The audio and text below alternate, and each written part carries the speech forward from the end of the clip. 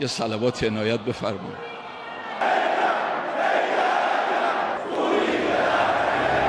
ইসরায়েলের সঙ্গে সরাসরি সংঘর্ষ শুরুর পর প্রথমবারের মতো জনসমক্ষে উপস্থিত হয়েছেন ইরানের সর্বোচ্চ নেতা আয়াতুল্লাহ আলী খামেনি। পবিত্র আশুরার আগের দিন শনিবার তেহরানের একটি মসজিদে আয়োজিত এক ধর্মীয় অনুষ্ঠানে তাকে দেখা যায়। ইরানের রাষ্ট্রীয় টেলিভিশনে প্রচারিত ভিডিও ফুটেজে এমনটাই দেখা গেছে। রোববার এক প্রতিবেদনে এই তথ্য জানিয়েছে ব্রিটিশ সংবাদ মাধ্যম বিবিসি।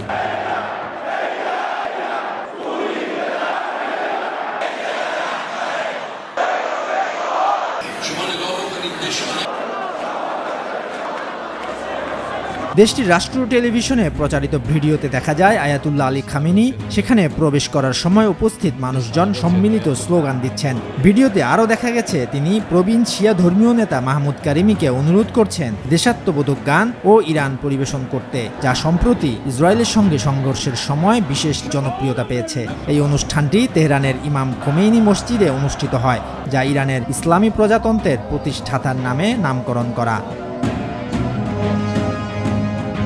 গত 13 জুন থেকে শুরু হওয়া ইরান ইসরায়েলের সাম্প্রতিক যুদ্ধের সময় ইরানের বেশ কয়েকজন উচ্চপদস্থ কর্মকর্তা ও পরমাণু বিজ্ঞানী নিহত হন।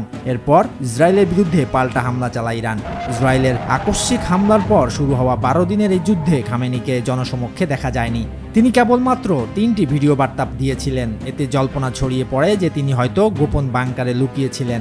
তবে শনিবার খামেনির সরাসরি উপস্থিতি রাষ্ট্রীয় সংবাদ মাধ্যমগুলোতে গুরুত্বের সঙ্গে প্রচার করা হয় এবং টেলিভিশনে তাকে দেখে সমর্থকদের আবেগঘন প্রতিক্রিয়া প্রকাশ করতে দেখা যায়।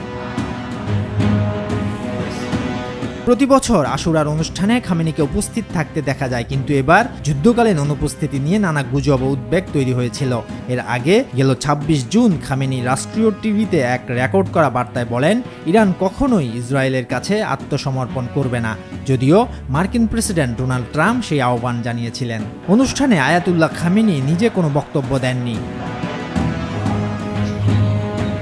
ইরানের প্রেসিডেন্ট মাসুদ পেজেশকিয়ান সামাজিক যোগাযোগ মাধ্যম এক্সে দেয়া এক বার্তায় শোকানুষ্ঠানে সর্বোচ্চ নেতার উপস্থিতিতে আনন্দ প্রকাশ করেন। সেই সঙ্গে কারবালার বীর আবুল ফজল আলামদারের কাছে আয়াতুল্লাহ খামেনির নিরাপত্তা ও সুস্থতার জন্য প্রার্থনা জানান। মূলত 22 জুন যুক্তরাষ্ট্র ইসরায়েলের পক্ষে সরাসরি যুদ্ধে যোগ দেয় এবং ইরানের 3টি গুরুত্বপূর্ণ পরমাণু স্থাপনায় হামলা চালায়। 12 দিনের এই যুদ্ধে 900 জনেরও বেশি মানুষ নিহত হয়েছেন বলে ইরানের বিচার বিভাগ জানিয়েছে।